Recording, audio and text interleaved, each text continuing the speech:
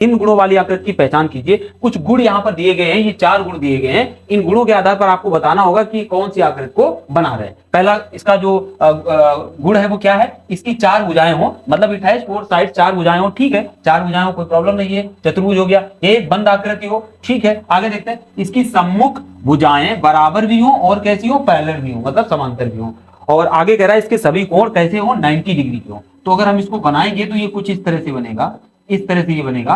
4 भुजाएं हो गई, बंद आकृति होगी पहली, और दूसरी कंडीशन फॉलो है। तीसरी, इसकी सम्मुख भुजाएं कैसी हो, बराबर हो, और आमने सामने की भुजाएं कैसी हो, बराबर हो, मतलब ये इसके बराबर होगी और ये इसके बराबर होगी, और समांतर भी हो। और समांतर भी है, पैरेलल भी है, क्यों, क्योंकि ये भी 90 डिग्री का बता रहा है, ये भी 90 डिग्री का है, ये भी, ये सब कितने कितने डिग्री के हैं, 90 डिग्री के हैं। तो ये भुजा इसके पैरेलल होगी और ये भुजा किसके पैरेलल होगी, इसके पैरेलल होगी। तो कंडीशन फॉलो हो रही। अब हम देखते हैं इससे क्या ही बन सकता है। केवल आयत, केवल आयत, केवल आयत, तो केवल आयत नहीं बनेगा, केवल वर्ग भी नहीं बनेगा, आयत या वर्ग। मतलब हम कह सकते हैं कि ये जो कंडीशंस बता रहा है उसके हिसाब से ये एक it might be a square, ये एक वर्ग भी हो सकता है और रेक्टेंगल, अथवा एक आयत भी हो सकता है। तो ये दोनों कंडीशन को फॉलो करेगा, एक वर्ग भी हो सकता है और एक आयत भी हो सकता है, और यही हमारा ऑप्शन सी सही हो जाएगा। केवल समचतुर्भुज नहीं होगा, समचतुर्भुज में इस तरह की कंडीशन, ये 90 डिग्री कोण होता है, ये उसकी प्रॉपर्टीज में नहीं आता है, ठीक है। बाकी यहाँ पर चीजें, और पैरेलल भी वहां पर नहीं होती, तो ये तो बिल्कुल ही नहीं होगा, बाकी ये दोनों आएंगी। और आप ये सोच रहे होंगे कि ये